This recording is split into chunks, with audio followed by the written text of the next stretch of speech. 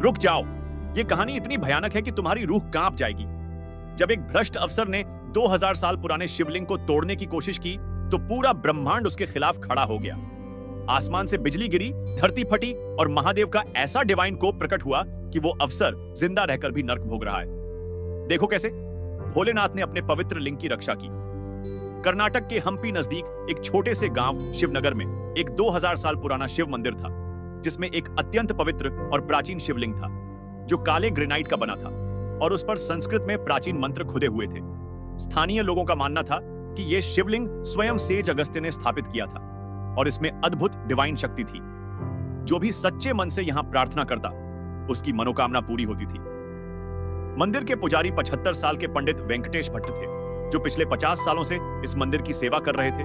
उनका पूरा जीवन इसी मंदिर को समर्पित था और वो शिवलिंग को अपने बच्चे की तरह मानते थे। रोज सुबह 4 बजे उठकर गंगा जल से अभिषेक करते, बिल्वपत्र चढ़ाते और घंटों पूजा करते। 2024 में उस एरिया का डिस्ट्रिक्ट कलेक्टर नियुक्त हुआ रमेश राव नाम का एक 45 साल का अफसर, जो बेहद भ्रष्ट, अहंकारी और धर्म विरोधी था। उसे भगवान में जरा भी विश्वास नहीं था और वो कहता था ये सब पाखंड है, लोगों को बेवकूफ बनाने का तरीका है। उसने अपने 2 साल के टेन्योर में करोड़ों रुपए की घूस ली थी और गरीबों को सताता था। रमेश को पता चला कि शिवनगर गांव के बीच में जो पुराना मंदिर है उसकी जमीन बहुत वैल्यूएबल है और अगर वो मंदिर तोड़कर वहां एक शॉपिंग मॉल बना दे तो वो करोड़ों कमा सकता है।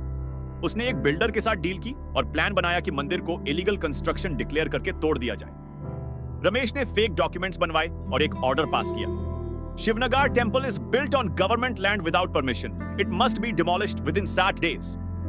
जब यह खबर गांव में पहुंची तो सब लोग शॉक में आ गए। पंडित वेंकटेश ने रोते हुए रमेश से मिलने की कोशिश की। सर, यह मंदिर 2000 साल पुराना है, हमारी आस्था का केंद्र है, प्लीज इसे मत तोड़िए।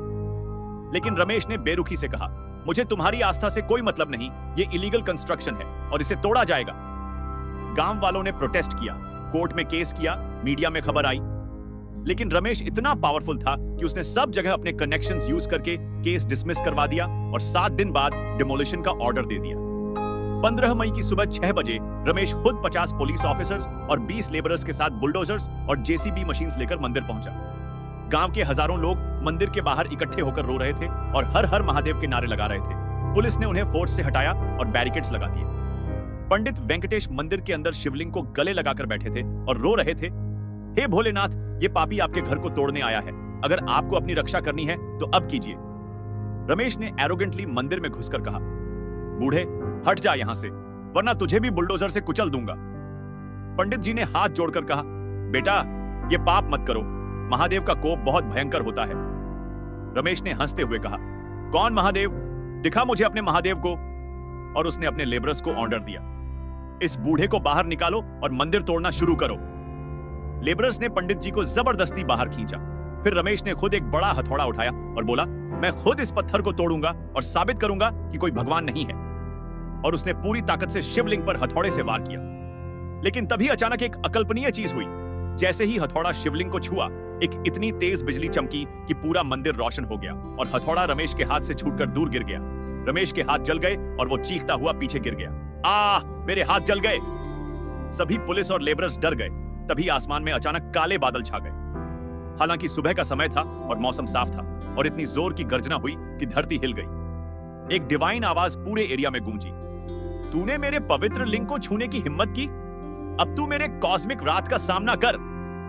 और तभी शिवलिंग से एक तेज नीली रोशनी निकलने लगी, जो इतनी पावरफुल थी कि कोई उसकी तरफ देख नहीं सकता था। फिर आसमान से एक के बाद एक बिजलियां गिरने लगी। लेकिन ये सामान्य बिजलियां नहीं थी, ये त्रिशूल के आकार की डिवाइन बिजलियां थी। पहली बिजली उस जेसीबी मशीन पर गिरी जो मंदिर तोड़ने के लिए लाई गई थी। मशीन में आग लग गई और वो पूरी तरह जलकर राख हो गई। दूसरी बिजली बुलडोजर पर गिरी और वो भी ब्लास्ट होकर उड़ गया। लेबरर्स और पुलिस ऑफिसर्स भागने लगे और चीख रहे थे, भगवान का कोप है, बचाओ। तीसरी बिजली उन फेक डॉक्यूमेंट्स पर गिरी जो रमेश ने बनवाए थे, वो जलकर राख हो गए। रमेश अब डर से कांप रहा था, लेकिन उसका अहंकार अभी भी बाकी था। वो चिल्लाया, ये सब कोइंसिडेंस है, कोई भगवान भगवान नहीं है। और उसने फिर से शिवलिंग की तरफ बढ़ने की कोशिश की। लेकिन तभी धरती में एक बड़ी क्रैक आई और उसमें से एक विशाल नाग निकला, जिसकी आंखें लाल थीं और फन इतना बड़ा था कि एक छतरी जैसा लग रहा था। नाग ने फुफकार कर रमेश को रोक दिया। रमेश चीखा, ये सांप कहां से आया? तभी और भी नाग निकलने लगे। 10, 20, 30 दर्जनों नाग निकले और सब रमेश को घेर लिए। फिर आसमान और भी काला हो गया और सूरज, चंद्रमा, तारे सब एक साथ दिखने लगे, जैसे पूरा ब्रह्मांड एक जगह आ गया हो। यह कॉस्मिक फेनोमेनन था जो साइंटिफिकली इंपॉसिबल था। और उस कॉस्मिक बैकग्राउंड में महादेव का विशाल रूप प्रकट हुआ, जो इतना बड़ा था कि पूरे गांव को कवर कर रहा था। उनके हाथों में त्रिशूल, डमरू, खप्पर और नाग थे। माथे पर तीसरा नेत्र पूरी तरह खुला था और उससे कॉस्मिक फायर निकल रही थी। गले में मुंडमाला थी और पूरे शरीर से ऐसी भयंकर और डिवाइन शक्ति निकल रही थी कि सब लोग जमीन पर गिर गए। महादेव ने कॉस्मिक वॉइस में गर्जना की, जो पूरे ब्रह्मांड में गूंजी। रमेश राव, तूने मेरे पवित्र लिंग को नष्ट करने की कोशिश की, तूने मेरे भक्तों को सताया, तूने अपने पावर का गलत इस्तेमाल किया। अब तू मेरे डिवाइन रात का शिकार होगा। रमेश अब पूरी तरह टूट गया था। वो रोते हुए महादेव के सामने गिर गया। महादेव, माफ करो, मैं बहुत बड़ा पापी हूं, मैं गलत था। महादेव ने कहा, माफी का समय निकल गया है, अब तुझे वो सजा मिलेगी जो तेरे पापों के लायक है।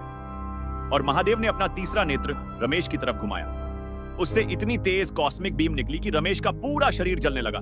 लेकिन यह फिजिकल जलना नहीं था, यह आत्मिक जलना था। रमेश चीख रहा था, बचाओ, मैं जल रहा हूं। लेकिन उसके शरीर पर कोई निशान नहीं था, वो अंदर से जल रहा था। फिर महादेव ने अपना डमरू बजाया और उसकी ध्वनि से रमेश के सारे पाप उसके सामने प्रकट हो गए। उसने जितने लोगों को सताया था, जितनी घूस ली थी, जितने गरीबों का हक मारा था, सब कुछ एक स्क्रीन की तरह दिखने लगा। महादेव ने कहा, देख अपने पाप, अब तू हर पल इन पापों को भोगेगा। और एक कॉस्मिक कर्स रमेश पर पड़ा। तू जिंदा रहेगा, लेकिन हर पल तुझे अपने पापों की याद आएगी। तेरा शरीर हर समय जलता रहेगा, लेकिन तू मर नहीं सकेगा। तेरा सारा पैसा छिन जाएगा, तेरा परिवार तुझे छोड़ देगा और तू सड़कों पर भीख मांगेगा। फिर महादेव ने अपना त्रिशूल उठाया और मंदिर की तरफ पॉइंट किया।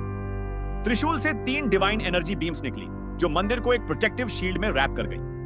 अब कोई भी फोर्स इस मंदिर को नुकसान नहीं पहुंचा सकती थी।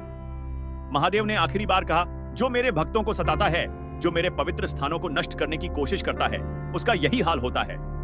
और धीरे धीरे महादेव गायब हो गए। आसमान फिर से नॉर्मल हो गया। नाग जमीन में वापस चले गए। लेकिन रमेश का कर्स परमानेंट था। रमेश अस्पताल में भर्ती हुआ। डॉक्टर्स ने चेक किया, लेकिन कोई फिजिकल इंजरी नहीं थी। फिर भी वो हर समय चीख रहा था, मैं जल रहा हूं, मेरे पाप मुझे खा रहे हैं। उसके सारे बैंक अकाउंट्स फ्रीज हो गए। करप्शन के केसेस खुल गए। उसकी पत्नी और बच्चे उसे छोड़कर चले गए। सारी संपत्ति जब्त हो गई। आज रमेश एक मेंटल एजिलियम में रहता है, जहां वो दिन रात चीखता रहता है, माफ करो महादेव, मुझे माफ करो। डॉक्टर्स कहते हैं ये सबसे अजीब केस है। मेडिकली वो बिल्कुल ठीक है, लेकिन मेंटली वो हर पल बर्न कर रहा है। मंदिर आज पहले से भी ज्यादा फेमस हो गया है। लाखों लोग दर्शन करने आते हैं। गवर्नमेंट ने मंदिर को प्रोटेक्टेड मॉन्यूमेंट घोषित कर दिया है और अब कोई इसे छू तक नहीं सकता। पंडित वेंकटेश आज भी उसी प्रेम से सेवा करते हैं और कहते हैं, मैंने अपनी आंखों से महादेव का कॉस्मिक रैत देखा है। वो सबसे दयालु है, लेकिन जब क्रोध आता है तो पूरा ब्रह्मांड कांप जाता है। तो दोस्तों, ये थी भ्रष्ट अफसर पर महादेव के डिवाइन कॉस्मिक वरात की भयानक कहानी। लाइक करें, सब्सक्राइब करें, घंटी दबाएं और कमेंट में हर हर महादेव, ओम नमः शिवाय, जय महाकाल लिखें। शेयर करें ताकि सब जानें कि महादेव के पवित्र स्थानों के साथ कभी खिलवाड़ मत करो। जय भोलेनाथ।